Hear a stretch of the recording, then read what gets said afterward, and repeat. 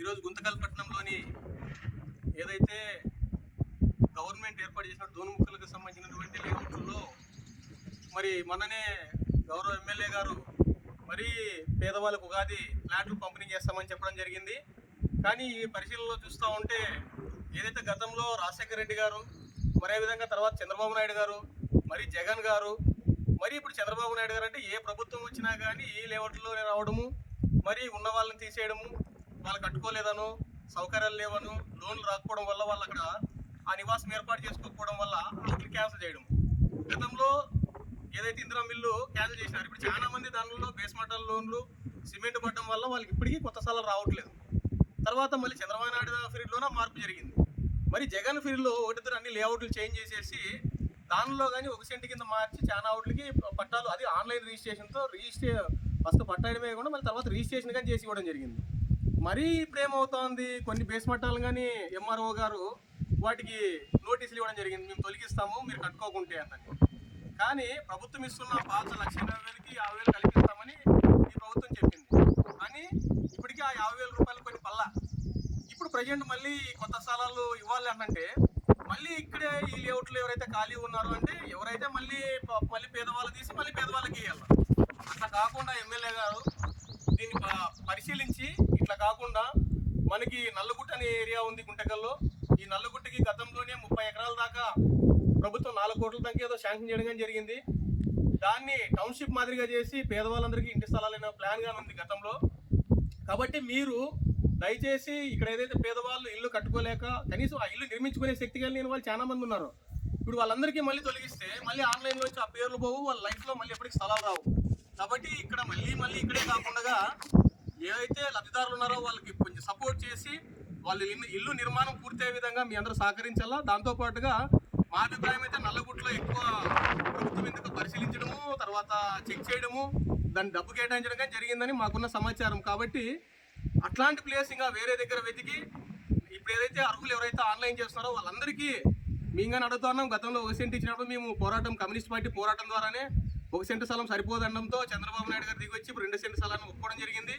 అదేవిధంగా 1,80,000 రూపాయలు కానీ మరి ఇల్లు నిర్మాణం సరిపోదని చెప్పడం జరిగింది. ఈ ప్రభుత్వము అధికారంలోకి రాకముందు 4 లక్షల రూపాయలు ఇస్తామని చెప్పారు, కానీ ఇప్పుడు 2,50,000 రూపాయలు ఇస్తా ఉన్నారు. కానీ నిర్మాణానికి సరిపోదు కాబట్టి ప్రభుత్వం దాన్ని కానీ 4 లక్షల రూపాయలు ఇవ్వాలని డిమాండ్ చేస్తూ ఉన్నాం. దోనుముక్కల లేఅవుట్లో పేదవాళ్ళందరికీ ప్రభుత్వం సహకరించి వాళ్ళ ఇల్లు నిర్మాణానికి సహకరించాలని కోరుతున్నాం. దీంట్లో మిస్టేక్ ఏముందంటే మేమే కట్టిస్తామని చెప్పారు గతంలో గవర్నమెంట్.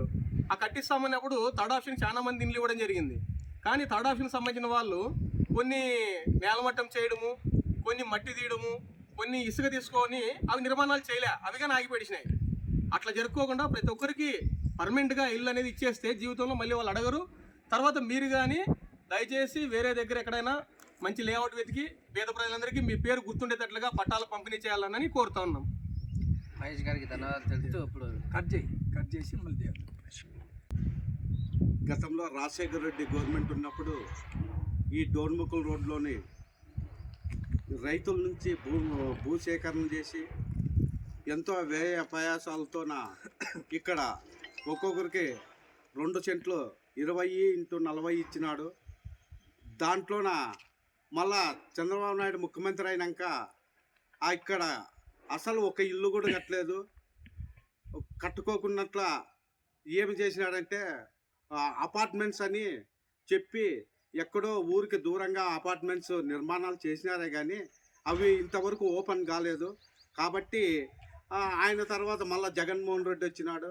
ఆయన ఇదే రాజశేఖర రెడ్డి వేసిన ప్లాట్లలోనే ఒక్కొక్కరికి 2 సెంట్లు తీసి 1 సెంట్ ఇచ్చి అందులో కూడా లోను 1,80,000 ఇచ్చినాడు. ఆ 1,80,000 ఎక్కడికి సరిపోక ఏ ఒక్క బెనిఫిట్స్ కూడా ఇల్లు నిర్మాణం చేసుకోలేదు.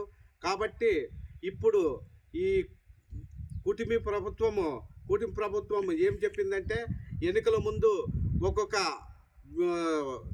బెనిఫిషరీకి 2 సెంట్ల స్థలము ప్లస్ 4 లక్షలు లోన్ ఇస్తామన్నారు. ఆ మాట మీద నిలబడి ప్రతి ఒక్క బెనిఫిషరీకి 2 సెంట్ల భూమి 4 లక్షలు ఇవ్వాలని కోరుకుంటూ ఈ అవకాశం ఇచ్చిన వారికి ధన్యవాదాలు తెలుసుకుంటున్నాను. కామ్రేడ్స్, సోదరులారా, గుంతకల్ పట్టణంలో పేద ప్రజలతో రాజకీయ పార్టీ నాయకులు వాళ్ళ ప్రాణాలతో చెలగాటం ఆడొద్దని చెప్పేసి ఈ సందర్భంగా సిపిఐ పార్టీ తరఫున హెచ్చరిస్తున్నాం.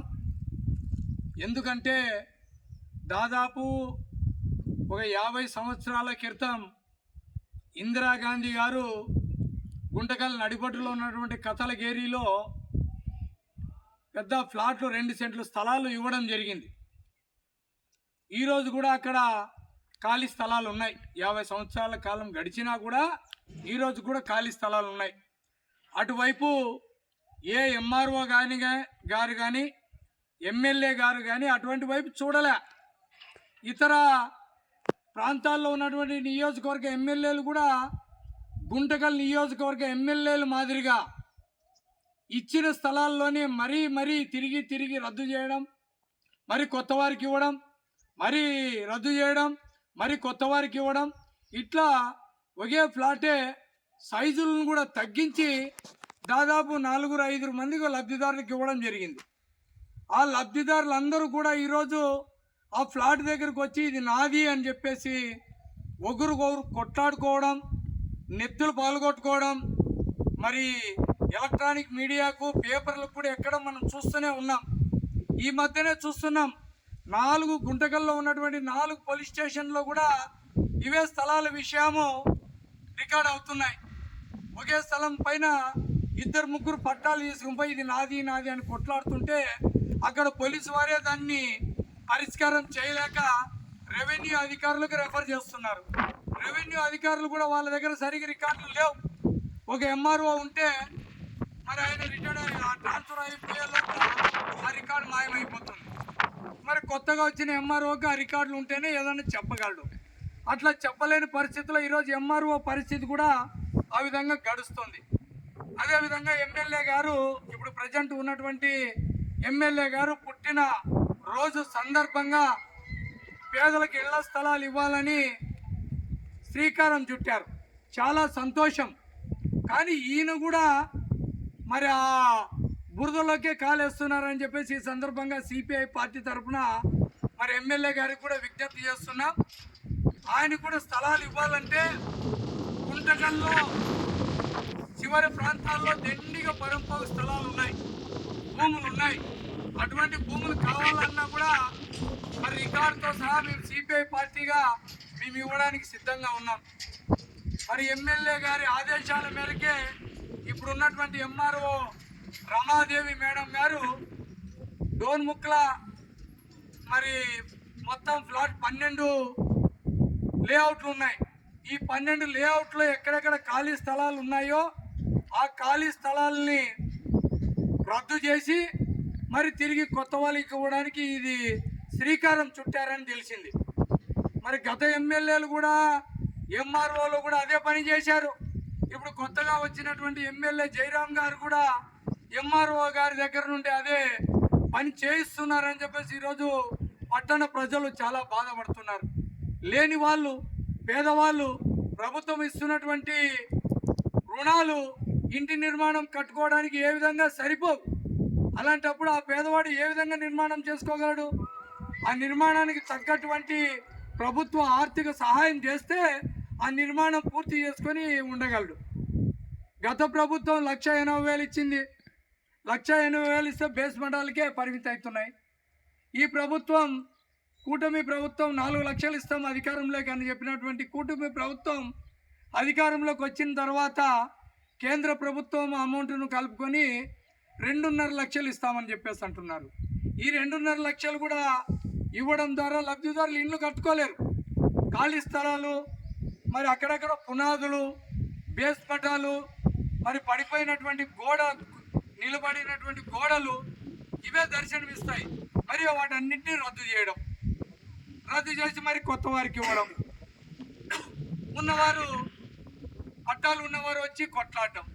ఇదే విధంగా ఒకరి మధ్య ఒకరు ప్రజల్లో ఉన్నటువంటి సోదర భావాన్ని కూడా ఇక్కడ ఉన్నటువంటి ఎంఆర్ఓ గారు, సంబంధిత ప్రజాప్రతినిధులు గొడవకు శ్రీకారం చుడుతున్నారని మేము సిపిఐ పార్టీగా భావిస్తున్నాం. అటువంటి గొడవలకి దారి ఇవ్వకోకుండా మరి కొత్త లేఅవుట్లు వేసి ఈ 12 లేఅవుట్లో కాకోకుండా కొత్త చోట లేఅవుట్లు వేసి అక్కడ పేద ప్రజలకి ఇవ్వాలని చెప్పేసి మేము కోరుతున్నాం. ఈ సందర్భంగా ఎమ్మెల్యే గారికి, కమిషనర్ గారికి, ఎంఆర్ఓ గారికి కూడా ఒక విజ్ఞప్తి చేస్తున్నాం. మరి గత సంవత్సరం క్రితం సిపిఐ పార్టీ పట్టణ పార్టీ ఆధ్వర్యంలో వేలాది మందితో పెద్ద ఎత్తున మరి గుంటకల్ నడిబొడ్డులో ఉన్నటువంటి మున్సిపల్ కార్యాలయం ముందు వేలాది మందితో మరి వ్యక్తిగత అర్జీలు ఇవ్వడం జరిగింది. ఈ అర్జీలు ఎక్కడ పోయాయి అనేది ఎమ్మెల్యే గారు కనుక్కోవాలా.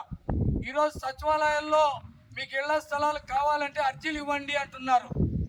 సరే, సంతోషమే. మరి గతంలో సిపిఐ పార్టీ ఆధ్వర్యంలో పేద ప్రజలను కలుపుకొని వేలాది మందితో ఇచ్చినటువంటి అర్జీల సంగతి ఏమిటి?